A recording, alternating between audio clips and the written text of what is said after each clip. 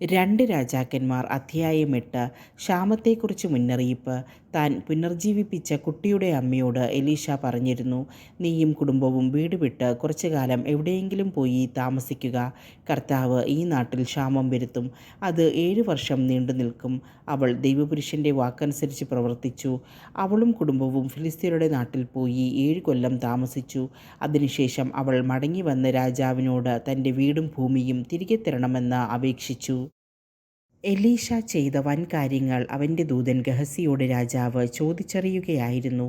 എലീശ മരിച്ചവനെ ജീവിപ്പിച്ച കാര്യം അവൻ രാജാവിനോട് പറഞ്ഞുകൊണ്ടിരിക്കെ ജീവൻ വീണ്ടു കിട്ടിയ കുട്ടിയുടെ അമ്മ രാജാവിൻ്റെ അടുത്ത് വന്നു തൻ്റെ വീടും ഭൂമിയും ആവശ്യപ്പെട്ടു. ഉടനെ ഗഹസി, രാജാവേ, ഇവളുടെ മകനെയാണ് എലീശ പുനർജീവിപ്പിച്ചത് എന്ന് പറഞ്ഞു. രാജാവ് ചോദിച്ചപ്പോൾ അവൾ വിവരം പറഞ്ഞു. അവളുടെ വസ്തുവകകളും നാടുവിട്ടപ്പോൾ മുതൽ ഇന്നുവരെയുള്ള അവയുടെ ആദായവും അവൾക്ക് തിരികെ കൊടുക്കാൻ രാജാവ് ഒരു സേവകനെ നിയോഗിച്ചു. എലീശായും ഹസായേലും. അക്കാലത്ത് എലീശ ദമാസ്കസിലെത്തി. സിറിയ രാജാവായ ബെൻഹദാദ് രോഗഗ്രസ്തനായിരുന്നു. ദൈവപുരുഷൻ വന്നെന്ന് അറിഞ്ഞ രാജാവ് ഹസായേലിനോട് പറഞ്ഞു, നീയൊരു സമ്മാനവുമായി ചെന്ന് ഞാൻ രോഗവിമുക്തനാകുമോ എന്ന് കർത്താവിനോട് ആരായാൻ ദൈവപുരുഷനോട് അഭ്യർത്ഥിക്കുക. അവൻ ദൈവപുരുഷനെ കാണാൻ ചെന്നു. ദമാസ്കസിൽ നിന്ന് 40 ഒട്ടകച്ചുമട് സാധനങ്ങൾ സമ്മാനമായി എടുത്തിരുന്നു. അവൻ വന്ന് എലീശായോട് പറഞ്ഞു, നിന്റെ മകൻ സിറിയ രാജാവായ ബെൻഹദാദ് താൻ രോഗവിമുക്തനാകുമോ എന്നറിയാൻ എന്നെ നിന്റെ അടുത്ത് അയച്ചിരിക്കുന്നു. എലീശ പറഞ്ഞു, തീർച്ചയായും രോഗവിമുക്തനാകുമെന്ന് പോയി അറിയിക്കുക. എന്നാൽ അവൻ നിശ്ചയമായും മരിക്കുമെന്ന് കർത്താവ് എനിക്ക് വെളിപ്പെടുത്തിയിരിക്കുന്നു. അവൻ അസ്വസ്ഥനാകുവോളം എലീശ കണ്ണിമയ്ക്കാതെ അവനെ നോക്കി നിന്നു. പിന്നെ കരഞ്ഞു. ഹസായേൽ ചോദിച്ചു, പ്രഭു, എന്തിനാണ് അങ്ങ് കരയുന്നത്? അവൻ പറഞ്ഞു, നീ ഇസ്രായേൽ ജനത്തോട് ചെയ്യാനിരിക്കുന്ന ക്രൂരത ഓർത്തിട്ടു തന്നെ.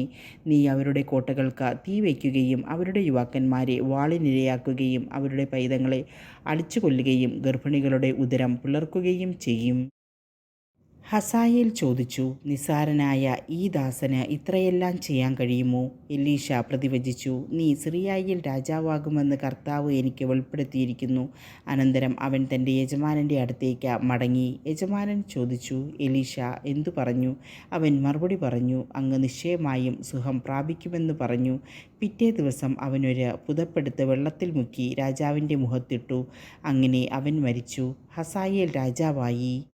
യൂദാ രാജാവായ യഹോറാം. ഇസ്രായേൽ രാജാവായ ആഹാബിൻ്റെ പുത്രൻ യോറാമിൻ്റെ 5-ാം ഭരണവർഷം യൂദാ രാജാവായ യഹോശാഫാത്തിൻ്റെ പുത്രൻ യഹോറാം ഭരണമേറ്റു. അപ്പോൾ അവന് 32 വയസ്സുണ്ടായിരുന്നു. അവൻ 8 കൊല്ലം ജെറുസലേമിൽ ഭരിച്ചു. ആഹാബിൻ്റെ ഭവനം ചെയ്തതുപോലെ തന്നെ അവൻ ഇസ്രായേൽ രാജാക്കന്മാരുടെ വഴികളിൽ നടന്നു. കാരണം ആഹാബിൻ്റെ പുത്രിയായിരുന്നു അവൻ്റെ ഭാര്യ. അവൻ കർത്താവിൻ്റെ മുൻപിൽ തിന്മ പ്രവർത്തിച്ചു. എങ്കിലും കർത്താവ് തൻ്റെ ദാസനായ ദാവീദിനെ പ്രതി യൂദായെ നശിപ്പിച്ചില്ല. കാരണം അവനും അവൻ്റെ പുത്രന്മാർക്കും പിൻഗാമി അറ്റുപോവുകയില്ലെന്ന് അവിടുന്ന് വാഗ്ദാനം ചെയ്തിരുന്നു. അവൻ്റെ കാലത്ത് ഏദോം യൂദായുടെ കീഴിൽ നിന്ന് ഭിന്നിച്ച് സ്വന്തമായി ഒരു രാജാവിനെ വാഴിച്ചു. അപ്പോൾ യഹോറാം രഥങ്ങളോടുകൂടി സയീറിലേക്ക് കടന്നു. രാത്രിയിൽ അവനും രഥസൈന്യാധിപന്മാരും തങ്ങളെ വളഞ്ഞ ഏദോമ്യരെ ആക്രമിച്ചു. യൂദാ സൈന്യം തോറ്റു പിൻവാങ്ങി. അങ്ങനെ ഏദോം യൂദായുടെ ഭരണത്തിൽ നിന്ന് ഇന്നോളം വിട്ടുനിൽക്കുന്നു. ലിബ്നായും കലഹിച്ചു. യഹോറാമിൻ്റെ മറ്റ് പ്രവർത്തനങ്ങൾ യൂദാ രാജാക്കന്മാരുടെ ദിനവൃത്താന്തത്തിൽ രേഖപ്പെടുത്തിയിട്ടുണ്ടല്ലോ. യഹോറാം മരിച്ചു.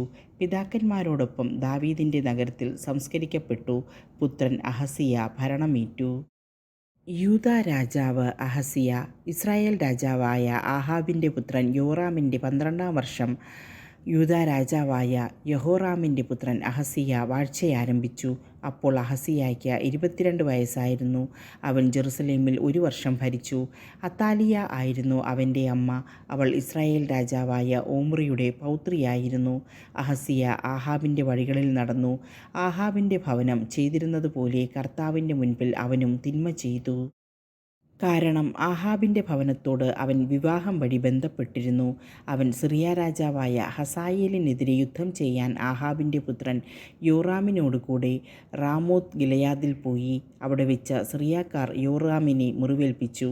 സിറിയ രാജാവായ ഹസായേലിനെതിരെ യുദ്ധം ചെയ്യുമ്പോൾ റാമായിൽ വെച്ച് സിറിയക്കാർ ഏൽപ്പിച്ച മുറിവുകൾ സുഖപ്പെടുത്താൻ യോറാം രാജാവ് ജെസ്രയേലിലേക്ക് മടങ്ങി.